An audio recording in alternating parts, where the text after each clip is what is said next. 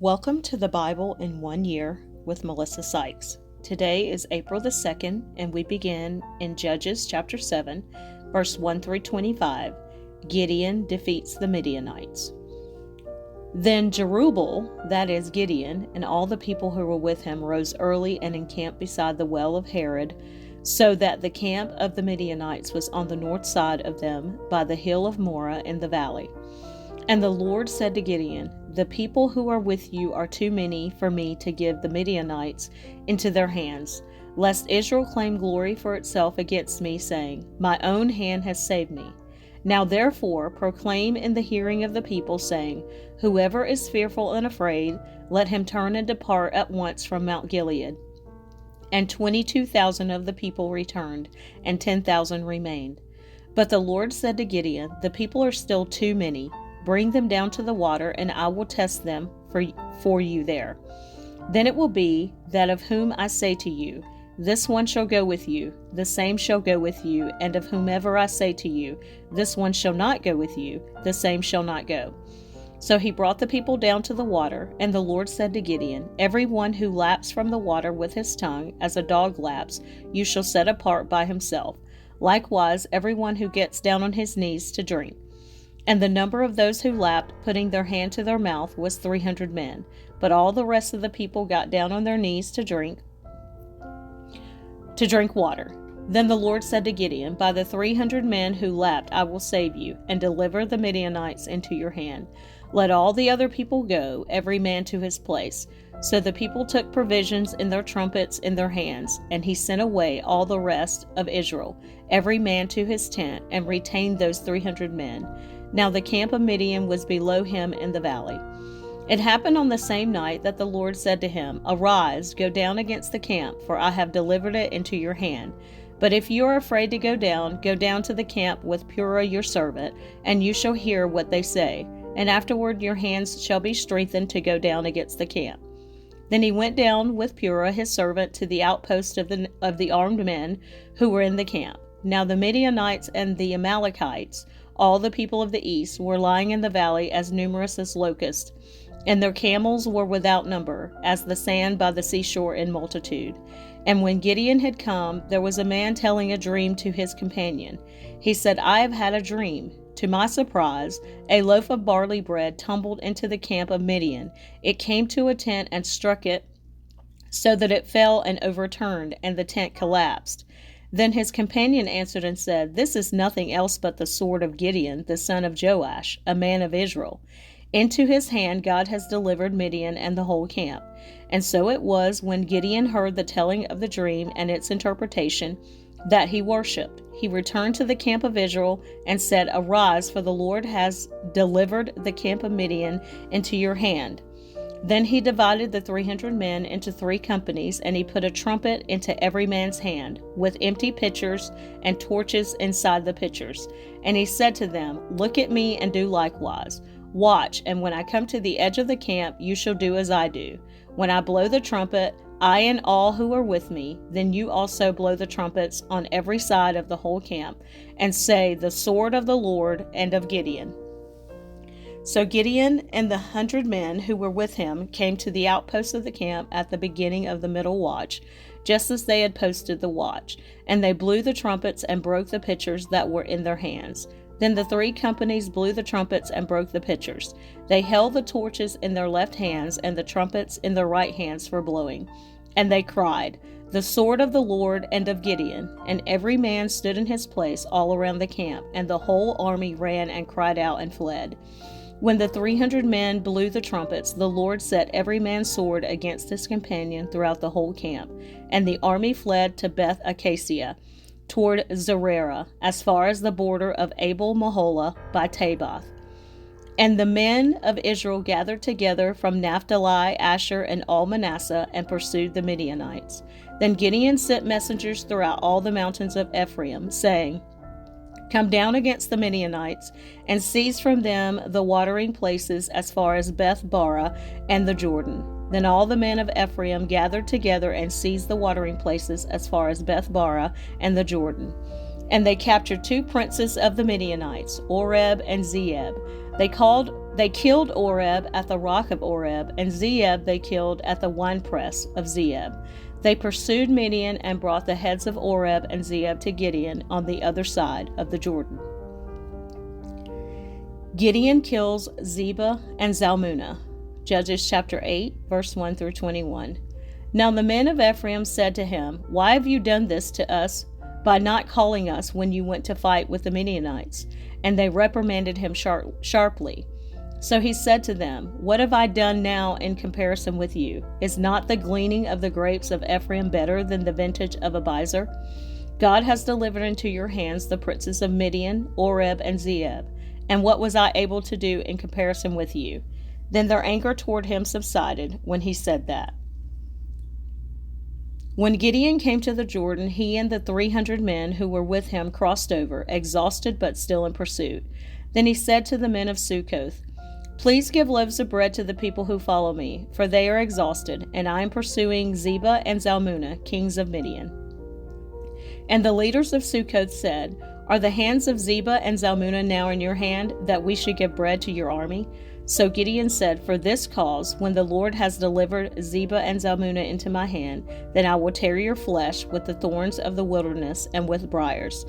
Then he went up from there to Peniel and spoke to them in the same way, and the men of Peniel answered him as the men of Sukkoth had answered. So he also spoke to the men of Peniel, saying, When I come back in peace, I will tear down this tower. Now Zebah and Zalmunna were at Karkor, and their armies with them, about 15,000, all who were left of all the army of the people of the east, for 120,000 men who drew the sword had fallen. Then Gideon went up by the road of those who dwell in tents on the east of Nobah and Jogbeah, and he attacked the army while the camp felt secure. When Zebah and Zalmunna fled, he pursued them, and he took the 2 kings of Midian, Zebah and Zalmunna, and routed the whole army. Then Gideon the son of Joash returned from battle from the ascent of Heres, and he called a young man of the men of Sukkoth and interrogated him, and he wrote down for him the leaders of Sukkoth and its elders, 77 men. Then he came to the men of Sukkoth and said, Here are Zebah and Zalmunna, about whom you ridiculed me, saying, Are the hands of Zebah and Zalmunna now in your hand, that we should give bread to your weary men? And he took the elders of the city, and thorns of the wilderness and briars, and with them he taught the men of Sukkoth. Then he tore down the tower of Peniel and killed the men of the city. And he said to Zebah and Zalmunna, What kind of men were they whom you killed at Tabor? So they answered, As you are, so were they. Each one resembled the son of a king. Then he said, They were my brothers, the sons of my mother. As the Lord lives, if you had let them live, I would not kill you. And he said to Jether his first son, Rise, kill them. But the youth would not draw his sword, for he was afraid, because he was still a youth. So Zebah and Zalmunna said, Rise yourself and kill us, for as a man is, so is his strength. So Gideon arose and killed Zebah and Zalmunna, and took the crescent ornaments that were on their camels' necks. Gideon's sacred ephod. Judges chapter 8, verses 22 through 35.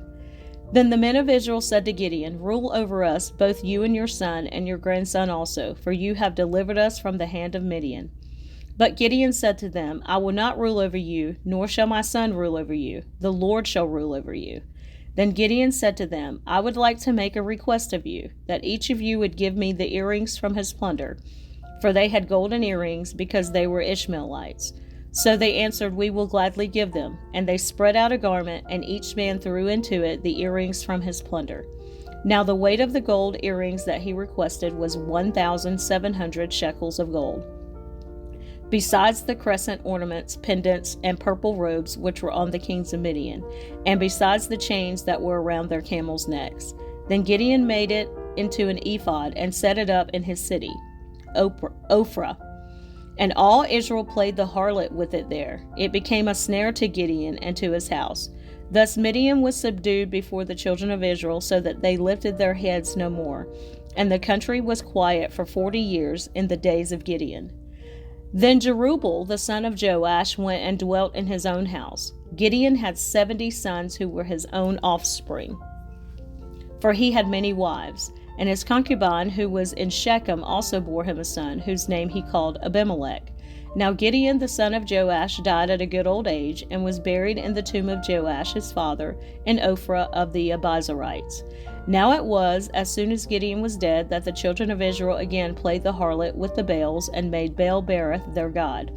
Thus the children of Israel did not remember the Lord their God, who had delivered them from the hands of all of their enemies on every side, nor did they show kindness to the house of Jerubbaal, Gideon, in accordance with the good he had done for Israel. Abimelech rules over Shechem. Judges chapter 9, verse 1 through 6. Then Abimelech the son of Jerubbaal went to Shechem, to his mother's brothers, and spoke with them and with all the family of the house of his mother's father, saying, Please speak in the hearing of all the men of Shechem. Which is better for you, that all 70 of the sons of Jerubbaal reign over you, or that one reign over you? Remember that I am your own flesh and bone. And his mother's brothers spoke all these words concerning him in the hearing of all the men of Shechem. And their heart was inclined to follow Abimelech, for they said, He is our brother. So they gave him 70 shekels of silver from the temple of Baal-berith, with which Abimelech hired worthless and reckless men, and they followed him. Then he went to his father's house at Ophrah, and killed his brothers, the 70 sons of Jerubbaal, on one stone. But Jotham, the youngest son of Jerubbaal, was left, because he hid himself. And all the men of Shechem gathered together, all of Beth Milo, and they went and made Abimelech king beside the terebinth tree at the pillar that was in Shechem. Jotham's parable. Judges chapter 9, verse 7 through 21. Now when they told Jotham, he went and stood on top of Mount Gerizim, and lifted his voice and cried out, and he said to them, Listen to me, you men of Shechem, that God may listen to you. The trees once went forth to anoint a king over them, and they said to the olive tree, Reign over us. But the olive tree said to them, Should I cease giving my oil, with which they honor God and men, and go to sway over trees?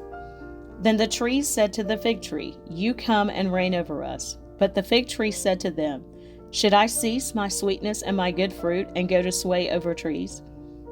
Then the trees said to the vine, You come and reign over us. But the vine said to them, Should I cease my new wine, which cheers both God and men, and go to sway over trees?